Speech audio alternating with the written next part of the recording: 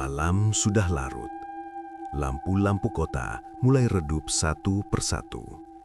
Namun di sebuah gang kecil yang jarang dilalui orang, masih ada satu rumah kos yang lampunya selalu menyala.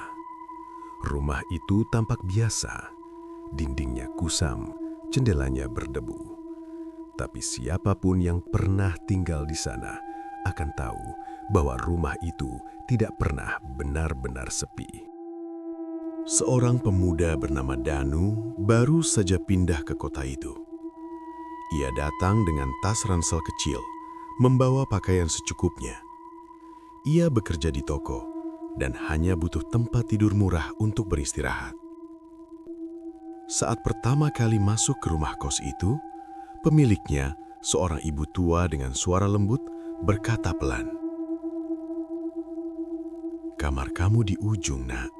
Kalau malam jangan buka jendela ya." Danu hanya mengangguk. Ia tidak bertanya kenapa. Malam pertama terasa tenang.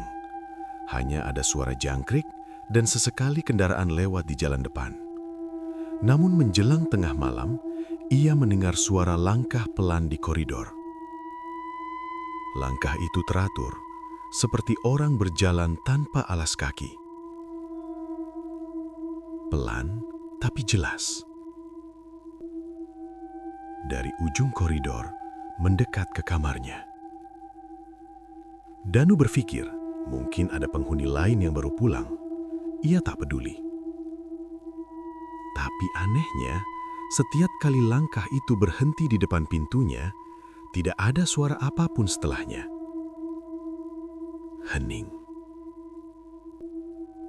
Benar-benar hening. Malam berikutnya, suara itu datang lagi. Kali ini lebih jelas dan disertai suara ketukan pelan di pintu. Tok, tok, tok. Danu menahan napas. Ia menunggu.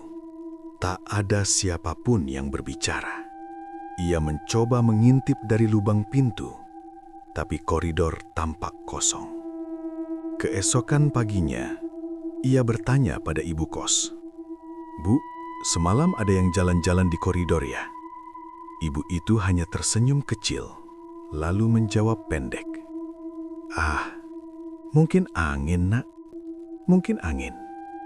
Hari-hari berikutnya berjalan biasa. Namun malam-malamnya selalu membawa rasa tidak nyaman.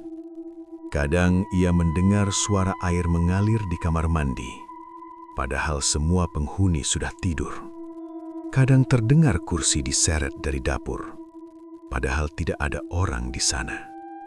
Dan yang paling aneh, setiap pagi jendela kamarnya selalu terbuka, meski ia sudah memastikan menguncinya malam sebelumnya. Suatu malam, Danu sengaja tidak tidur.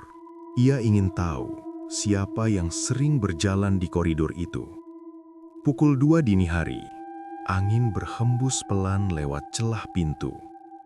Suara langkah itu muncul lagi, pelan-pelan, semakin dekat. Ia menatap pintu, menunggu.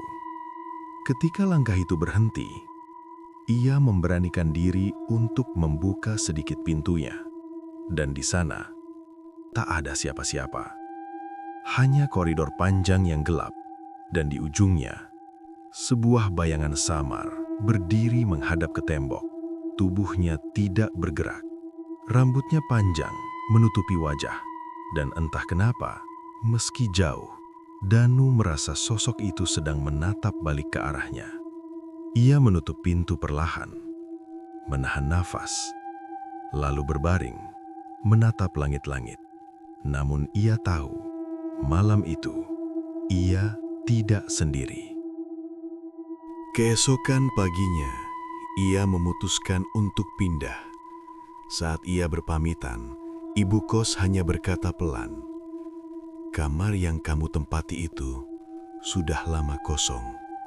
Tapi entah kenapa, setiap kali ada orang masuk, jendela kamar itu selalu terbuka sendiri. Sekarang rumah kos itu sudah lama tak berpenghuni.